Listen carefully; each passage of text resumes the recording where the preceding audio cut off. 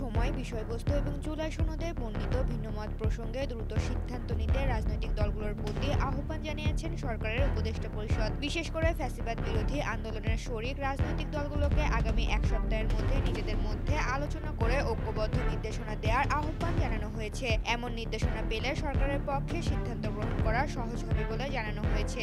সোমবার দুপুর 12:15টায় প্রধান উপদেষ্টার কার্যালয়ের কবরী হলে আয়োজিত সংবাদ সম্মেলনে আইন উপদেষ্টা ডক্টর আসিফ নজরুল একথা জানান।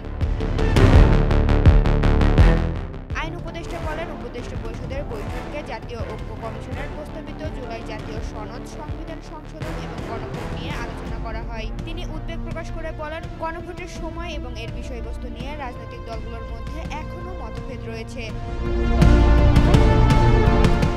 ডক্টর আসিফ নজরুল বলেন, বর্তমান পরিস্থিতিতে কালক্ষেপণ করার সুযোগ নেই। এ পরিপ্রেক্ষিতে গণভোট কবে অনুষ্ঠিত হবে, বিষয়বস্তু কি হবে এবং জুলাই সনদের ভিন্নমত প্রসঙ্গে কি পদক্ষেপ নেওয়া হবে তা নিয়ে জরুরি ভিত্তিতে চূড়ান্ত সিদ্ধান্ত গ্রহণ করা প্রয়োজন। সভায় 2026 সালের ফেব্রুয়ারি মাসের প্রথমার্ধে আগামী জাতীয় সংসদ নির্বাচন অনুষ্ঠানের বিষয়ে সরকারের সংকল্প পুনর্ব্যক্ত করা হয়।